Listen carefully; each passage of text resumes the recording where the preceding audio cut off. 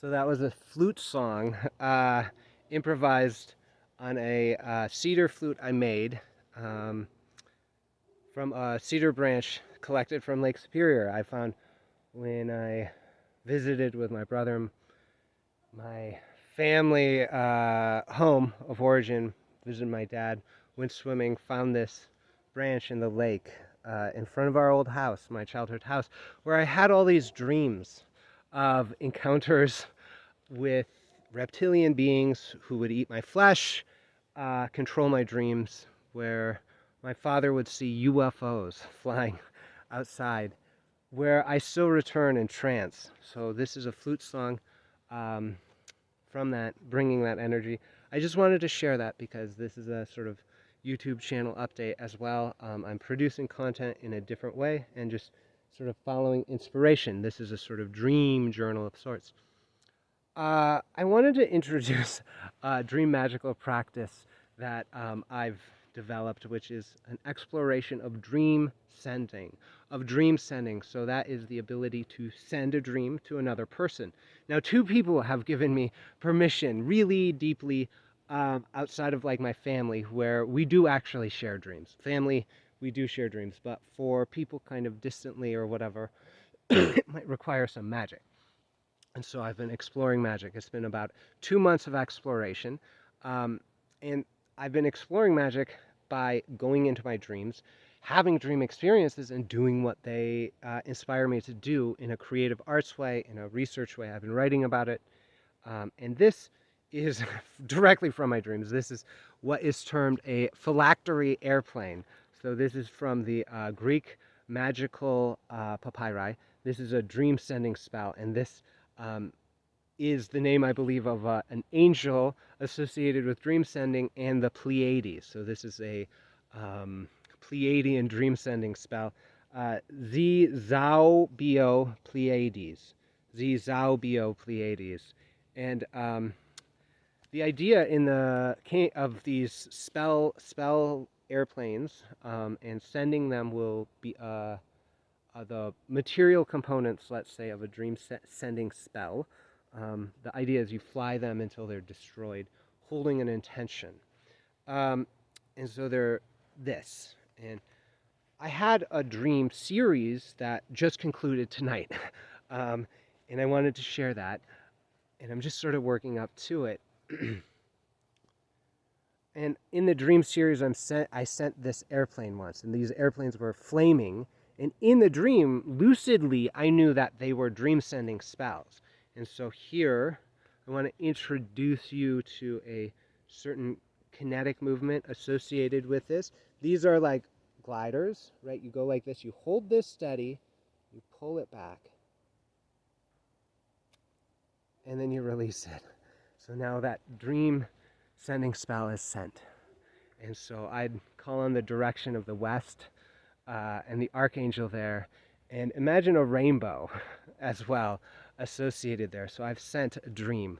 The Zalbio Pleiades, the Zalbio Pleiades. So this is the third one. I'm doing a spell, and let's see if it works a little bit better than the other two, which I'm still waiting on the results from. Actually, I'm going to keep practicing until it happens. So I wanted to introduce that. In the dream series, I was standing within a dream tendril of the earth. This is imagined to be like a river of human dreaming. It's sort of experienced in a kind of out-of-body astral projection state where I associate it with perhaps capacity to receive non-local knowledge. I don't know. Maybe this is something that's true about that state where that could actually come in. I don't know. I know I've associated it with abduction narratives as well, and other entity encounter states and things like that. So I'm in this. Was with in the dream series over 2 weeks or so. People were instructing me on the different aspects, etiquette about dream sharing, about sharing space in the dream world, and things like that. And so this was one dream, and those were the flaming glider airplane sent by the rubber band. That rubber band motion is really important because this tonight, which ends that dream series actually, I dreamt I was in a space. I zoomed in to the dream, and I had sort of like this horizontal island type thing like Alameda or Vancouver. And I'm in there, I'm in a suburban house, and I'm seeing this sort of trick or treat happening. But instead of being children dressed up as monsters, it's actually monsters. So I see Freddy Krueger pass, I see a whole bunch of other things pass, and kind of a black goblin comes up. It's sort of like ooh, and I do that motion. It's like that's the thing I'm after. This is the thing I'm pushing, and I do that. I'm like pushing this thing out of the space because I'm the protector of my family now. And so in the dream, this goblin kind of reveals a mask. It goes, oh no no no no, I'm I'm actually a mentally ill person, sort of just sent by this evil monster. I've been manipulated. I don't actually wish you harm. I'm like, okay, I don't wish you harm either. You can go. Um, and then I go back to being with my family inside this suburban house with a lot of windows. And Freddy Krueger comes up to the door, and I know he's going to get in the house. And so then I go straight up to him and I go, I chant all the god names of the lesser banishing ritual, the pentagram, and nothing happens. And immediately I go, okay, I'm going to count. If this is a person that is in a mask, mentally ill or whatever, that's targeting me, they can leave now. I'm giving them that opportunity, but I'm going to count one for every ray of the five-pointed star. 1 second, 2 second, 3 second, 4 second, 5 seconds. And if they don't leave, I'm going to just do the same thing. And so I set that stability point. I pull that tension thing back and bam, up into Freddy Krueger. I take him by his shoulders and throw him over the balcony and he crumbles. And as he hits the ground, I wake up and I'm just back my, in my bed, just completely at peace actually.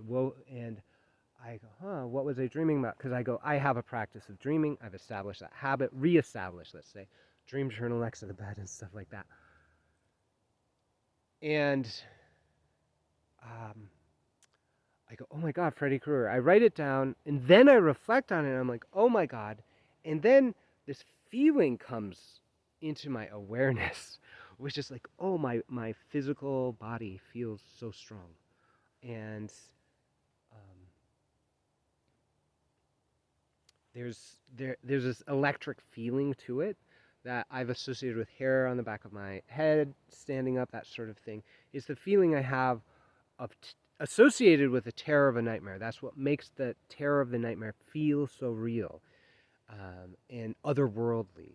But this time it was just present with me as I woke up, and I didn't even notice it until I realized I had a lucid nightmare that I resolved through lucid volition and somewhat of an awareness which started to come when the mask was unveiled. And so I had more and more awareness and more that happened. And this is an accomplishment for me because I've been always scared of the Freddy Krueger. It was a very terrifying thing. And I remember being told about him as like a very young child and was said to live at the end of my street. In this woods area that was next to the lake we swam in, Lake Superior. So that's at the end of the beach I used to walk up and down and stuff like that. So he lived down there, so be careful, that dead end. That's why it's called a dead end. So that's done now. I don't have to be scared of that nightmare. And I suppose that's a very early inner child nightmare that I've just resolved. And I wanted to share that here in this offering of music and magical spells. And I wanted to document a hypothesis that there is actually a transpersonal, non-local dream sending function that happens that is the basis for what people call the UAP phenomena, the non-human intelligence contact, the alien abduction phenomena. And that really does involve something like dream telepathy. We know dream telepathy is a thing, and like Krippner showed with the Maimonides studies. And looking at Eric Wargo's work, it's really clear that dream precognition is a thing, although it's not super psychic like you'd expect, but it's actually a thing. So there's a possibility here combined with the sense of that I know of with focused attention and testimony really brings forward powerful phenomena with dreams. So that's the thing I know from my work.